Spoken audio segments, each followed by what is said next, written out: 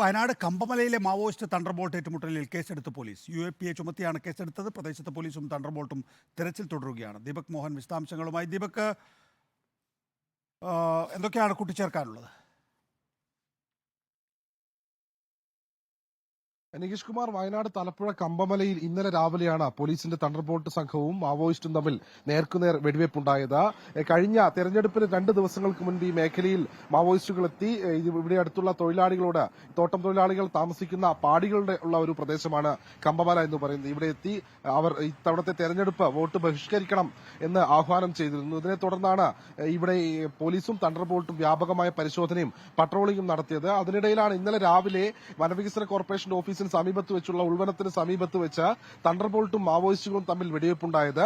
ആദ്യം മാവോയിസ്റ്റുകൾ വെടിവെച്ചു, തുടർന്ന് കൌണ്ടർ ഫയറായി തണ്ടർബോൾട്ട് സംഘവും തിരികെ 9 റൌണ്ട് വെടിവെച്ചു എന്നാണ് നമുക്ക് ലഭിച്ച വിവരം. അതനുസരിച്ച് പിന്നീട് ഈ മാവോയിസ്റ്റ് അംഗങ്ങൾ ഉൾവനത്തിലേക്ക് പിന്മാറി എന്നാണ് അറിഞ്ഞത്.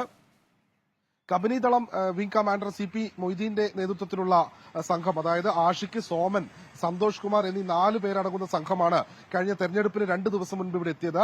മാത്രമല്ല, കഴിഞ്ഞ സെപ്റ്റംബറിലും ഇത്തരത്തിൽ ഈ വനവികസന കോർപ്പറേഷൻ ഓഫീസ് അടിച്ചു തകർക്കുകയും സ്ഥിരമായി തൊഴിലാളികൾ താമസിക്കുന്ന പാടികളിലെത്തി ഇവരുടെ ലഘുലേഖകൾ വിതരണം ചെയ്യുന്ന രീതികളൊക്കെ മാവോയിസ്റ്റുകൾ തുടർന്നു പോയിരുന്നു.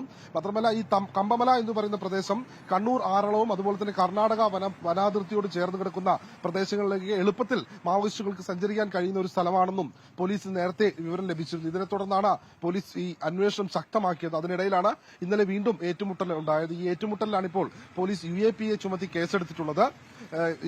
വിംഗ് കമാൻഡറായിട്ടുള്ള CP മൊയ്തീൻ അതുപോലെ തന്നെ മറ്റ് 3 മാവോയിസ്റ്റ് അംഗങ്ങൾക്കെതിരെയാണ് ഇപ്പോൾ പോലീസ് UAPA ചുമത്തി കേസെടുത്തിട്ടുള്ളത്.